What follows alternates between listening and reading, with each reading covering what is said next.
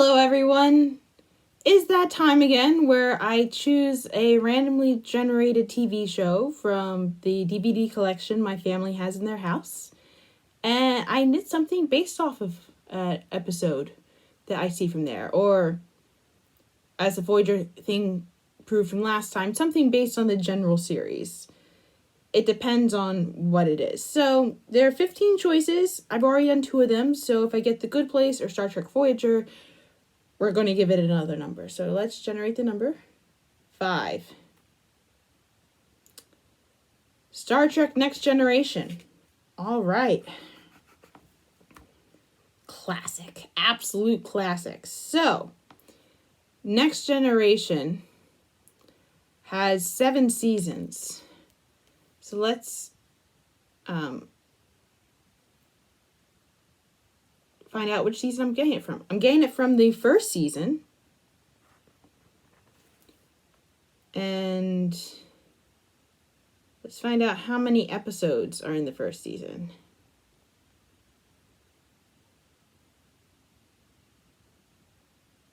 Episodes, season 1, Star Trek.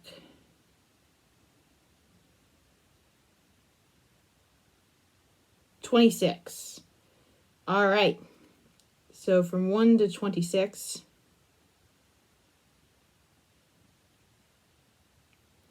It's episode 17. So I'm going to go get the DVD collection for Star Trek Next Generation and find out what episode is episode 17. All right. So I got my copy of the first season of Next Generation. And I love Next Generation so much. It's very well written. I mean, I was a big fan of the original series, and I did get started with the original series, but Next Generation is what cemented me as a Trekkie, honestly. So they don't number it here, so let's count how many. 1, 2, 3, 4, 5, 6, 7, 8, 9, 10, 11, 12, 13, 14, 15, 16, 17. Home soil.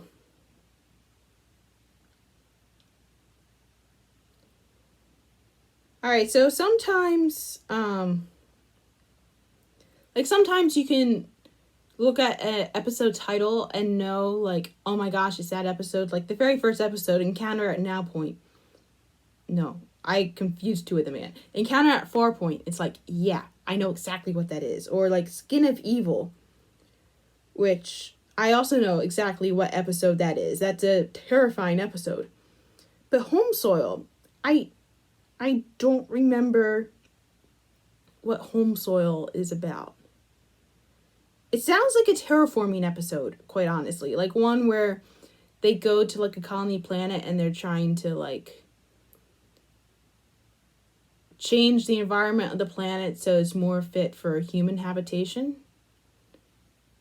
Or like more accurately an M-class habitation, so it's like for people in the Federation.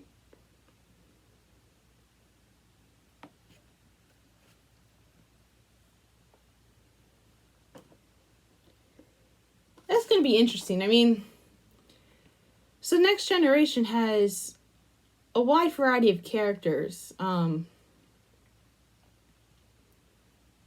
mean, you got Picard, you got Riker, you got Geordi and Data, you got Dr. Crusher, you got Deanna Troi, and then of course you got Wesley. It's the first time they've had like a kid on the show. It's not as much of... There's not as many like woman characters on the cast as there are in like later series of Star Trek. Like I would say like both Discovery and Strange New Worlds are better with that now. But it's going to be interesting. Like most episodes of Next Generation are pretty cool to watch. So we'll see what that one inspires me to make. I just watched the Next Generation episode of Home Soil, and it turns out it's a classic one. Uh, I think it's kind of obvious, but if you haven't seen the series, I'm about to drop a bunch of spoilers. This is spoiler alert. This is the episode with the ugly bags of water. um, so I was right. It was a terraforming episode. They go to talk to a bunch of terraformers, and they're being kind of suspicious, and but Picard kind of forces his way down there anyway because he was sent by Terraform Command to check up on these people, and one of the terraformers ends up dead. So part of the machinery kind of comes to life, and like, why is it coming to life? And it turns out they discover a new life form, an inorganic life form, which is why they missed it, because they were only looking for organic forms of life. And it was like they're like the life forms were kind of at their wits' ends. It was like, we've been talking with you all this time and you haven't been listening. And it's like, sorry, we're literally just understanding. Like, I guess there's no universal translator on the terraforming station. Maybe there was no need for it, but there was one on Enterprise. So they were the silicone life forms were able to take advantage of that. As for what I'm gonna make from this, I mean, the way that these life forms were portrayed were literally just like LED lights, or I don't know if LEDs were a thing in the early 1990s. I mean, I was alive, or like late 80s. I mean, I was alive when the series was releasing, although maybe not this particular episode. Because I think Star Trek started in the 80s, and I was born in like very early 90s.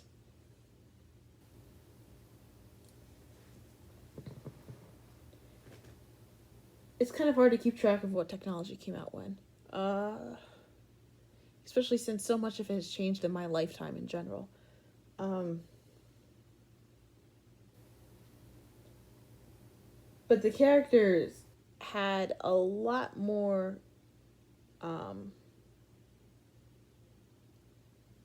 what's it called? They're talking to the computer much like how we would talk to Siri or to Alexa or whatnot, which they're asking very complicated questions of the computer, and the computer is actually giving them coherent answers. Well, most of the time when I ask Siri for stuff, Siri's like, what are you trying to say? She's a little bit more formal than that, but still. Visually, it wasn't the most interesting Star Trek episode. It's largely just tones of gray. I mean, it was basically Geordi and Data paired up in like a buddy duo. Even though 17 episodes had been done, they still hadn't figured out all the characters yet, or the people aren't exactly comfortable in their characters yet. Like, Deanna Troi is like announcing stuff more often than she does. And like Riker still has no beard. And I mean, there's Lieutenant Yar, which she dies in like a couple episodes.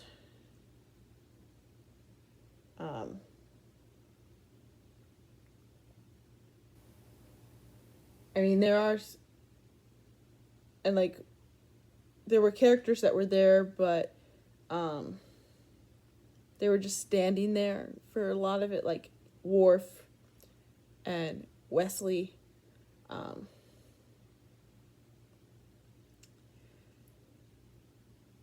not sure what to knit from this yet.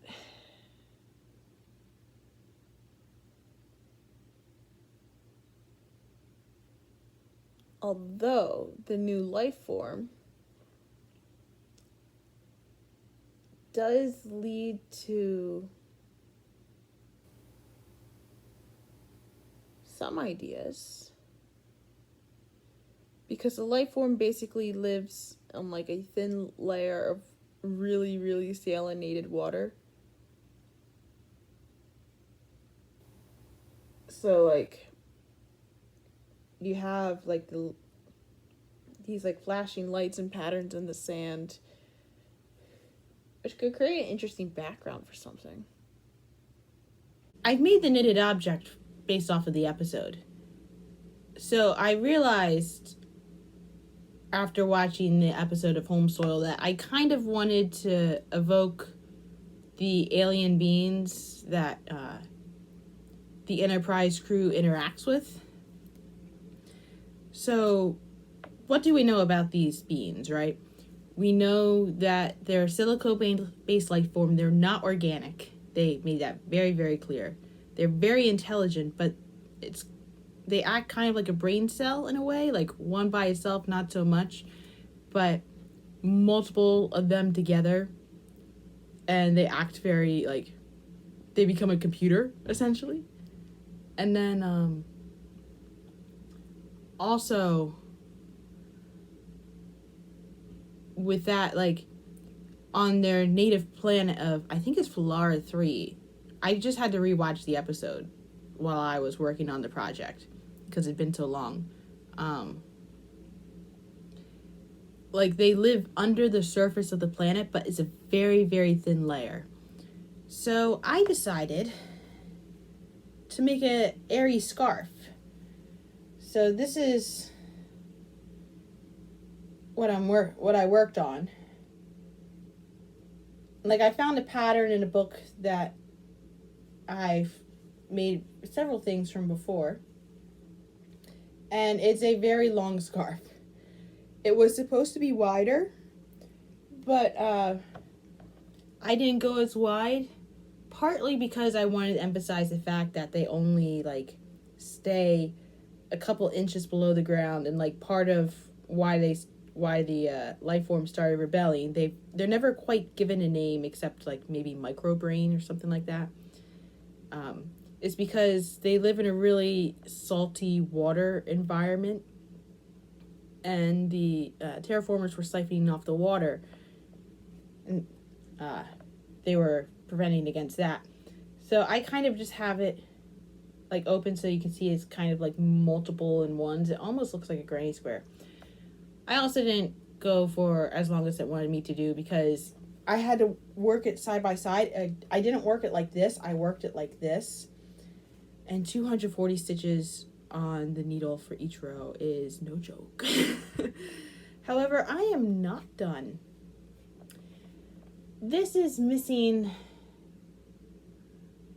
something else. So, another thing that we learned about the creatures in that episode is that they're photoelectric. They're affected by the light. And honestly, as nice as this isn't really reflecting any light. So, I'm going to take my glue gun, or one of my glue guns, and I'm going to take some sequins. Did one already escape? Yeah! Yeah, this wasn't... And I'm going to glue sequins all over the scarf. Will this make this not washable? Yeah. But is it going to look really cool? Also, yeah. So I'm going to show you guys the scarf when it's all done. I'm just waiting for my glue guns to cool at the moment, but it's done. I have glued the sequins onto the scarf, which you can see it's all very, very long. Gives that nice shiny, sparkly effect if it's facing the right way. I put all the sequins on one side so that way I can still experience the scarf without it like necessarily being scratchy.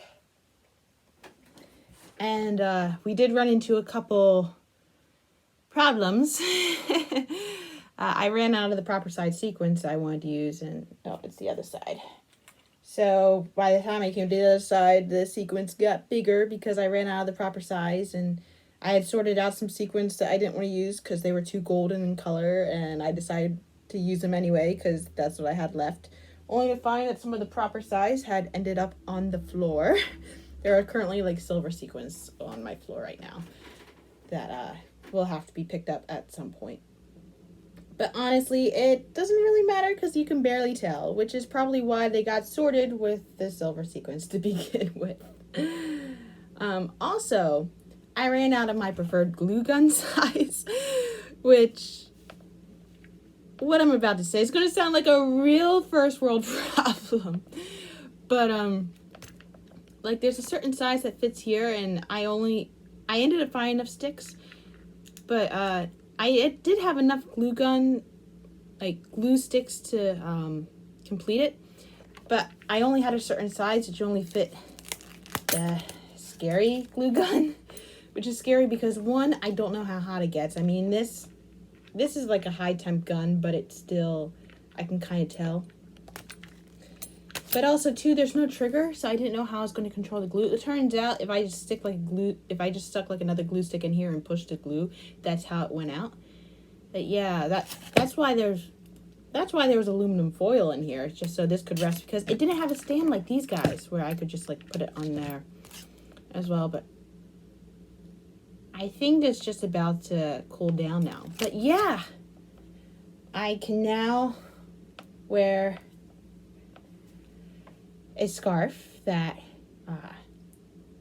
is basically kind of like the meme of tell me you are a Trekkie without making it obvious that you are a Trekkie. This is me wearing this silicone-based life form to distract the people from the fact that I am one of the ugly bags of water.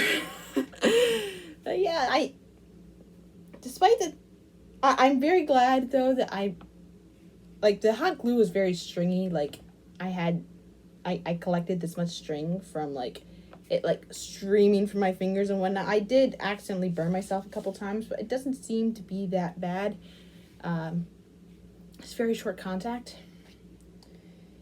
But yeah, I'm very glad I used the hot glue gun because sewing all these would have been murder. It would have like gone like.